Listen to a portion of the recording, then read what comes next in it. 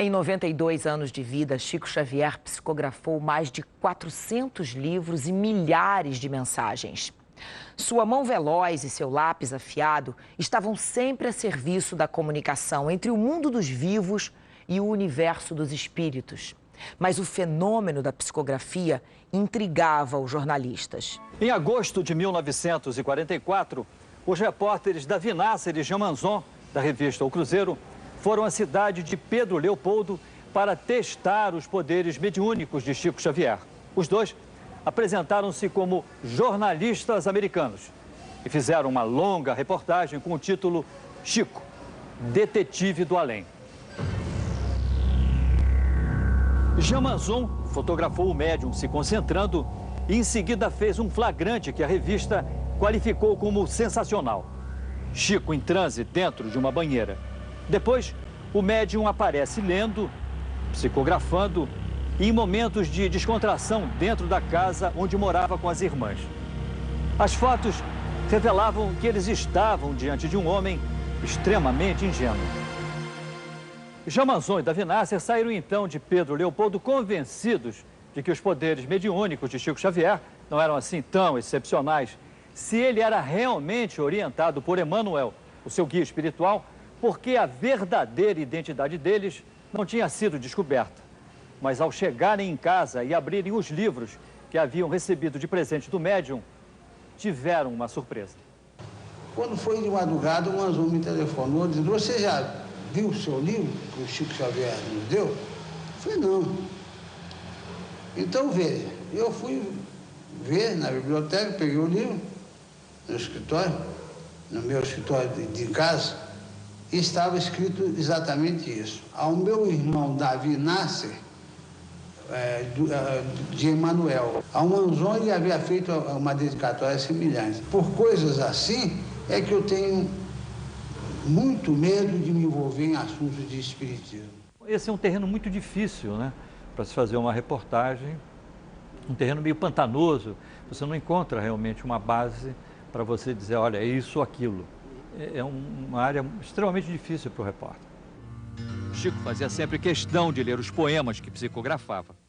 Lamento de quem ama, do mais nobre aos mais plebeus, mesmo florindo na lama, é um lírio do amor de Deus. Alta de Souza.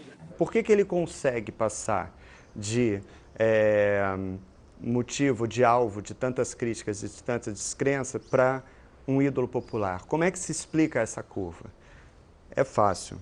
O que move essa curva, o que sustenta essa curva é a coerência do Chico. Porque todo mundo esperava que mais cedo ou mais tarde ele fosse cair. Então o cético chegava e falava, mais cedo ou mais tarde ele vai ser desmascarado como fraude. E o Chico dizia, eu não vou cair porque nunca me levantei. Era uma frase dele. São 64 anos de mediunidade. Durante todo esse tempo, a casa de Chico Xavier, em Uberaba, Minas Gerais, esteve sempre cheia. São filas imensas de gente que procura uma ajuda, uma palavra, um sorriso. Muitas dessas pessoas têm histórias impressionantes para contar. A delegada de Uberaba, Sandra Vazir, perdeu o irmão Renato num acidente de carro. A família procurou Chico Xavier, que psicografou uma mensagem de Renato com 13 páginas. Sandra tem certeza de que estas palavras são do irmão dela. Ele cita uma tataravó nossa, que nem sabíamos da existência dela, e que foi verificado que ela realmente existia através de um contato, via cartórios da cidade onde ela morou, e lá foi constatado que ela realmente existiu e faleceu cerca de 60 anos atrás. As psicografias de Chico Xavier são tão respeitadas que já serviram até como prova num tribunal. João de Deus foi julgado em Campo Grande, Mato Grosso do Sul, por ter matado com um tiro a mulher dele, Cleide Maria Dutra, Miss Campo Grande, de 75. Numa mensagem psicografada por Chico Xavier, Cleide disse que o disparo foi acidental. Os jurados aceitaram a mensagem e absolveram o rapaz por unanimidade. Quando ela disse que onde estariam os meus passos de homem de bem, lá ela estaria também, rogando a Deus pela minha felicidade. Acho que isso valeu tudo. Nós encontramos dois casos clássicos, né, em que duas pessoas acusadas de homicídio foram absolvidas em juízo graças a cartas que foram psicografadas por médiuns, entre eles o Chico Xavier. A vítima fez a defesa do acusado.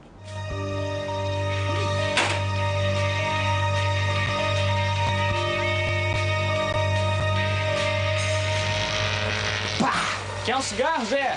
Quero não.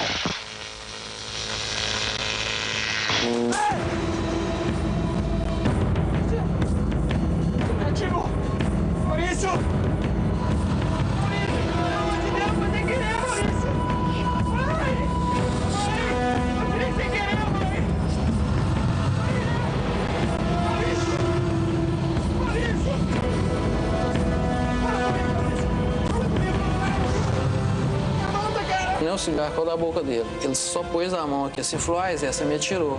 Os pais de Maurício recebem a primeira carta do filho. A partir daí, eles aprendem a perdoar.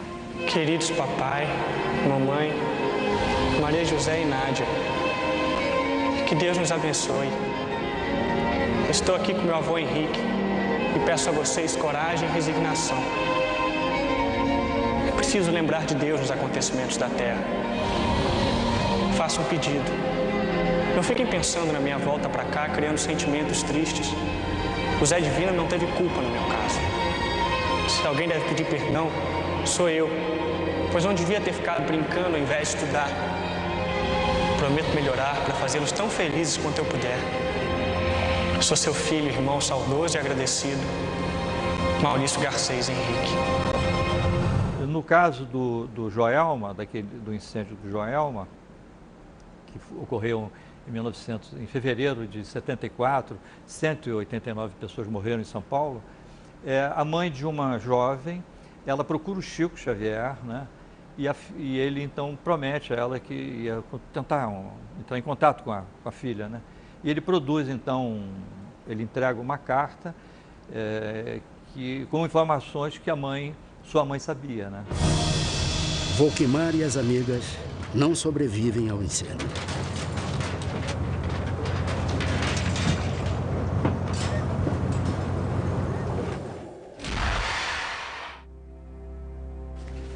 Valquíria, mãe de Volquimar, pede ajuda ao médium Chico Xavier para se comunicar com a filha.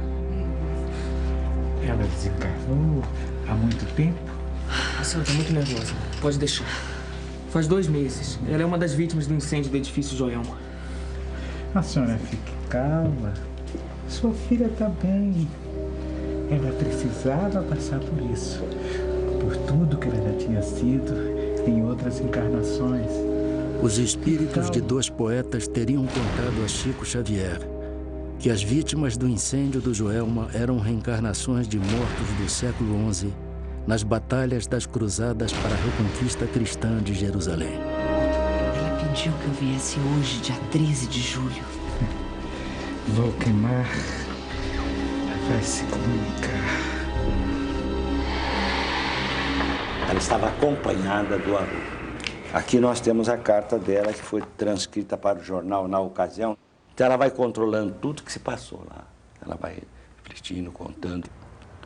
Querida mãezinha, meu querido Álvaro e o irmão dela.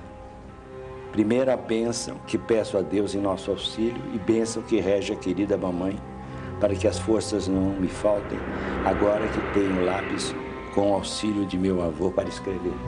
Em primeiro lugar, eu respeito, né, a crença, a fé, né, do outro, né?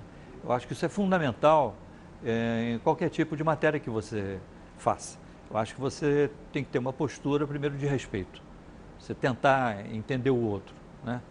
No caso desses programas que envolviam uma questão de natureza religiosa, essa minha preocupação aumentava. Porque eu não queria também deixar essas pessoas numa situação de desconforto. Já bastava o que haviam sofrido, os problemas, as cruzes que cada uma delas carregava. Então, eu tentava entender. Embora essas pessoas, elas não precisavam de explicação. Quem precisava de explicação era eu, ou a equipe, né? Ou o meu diretor. Muitas famílias que foram atendidas por ele e aconselhadas por ele, essas famílias realmente abriram núcleos de assistência social pelo Brasil inteiro. Então, eles atendem famílias que perderam filhos, eles doam sopa, eles doam roupa. Então, o Chico, com o exemplo de vida dele e com os livros que ele publica, né, cada livro inspira mais e mais pessoas ao longo da vida, vai ser assim para sempre, ele criou uma rede de solidariedade.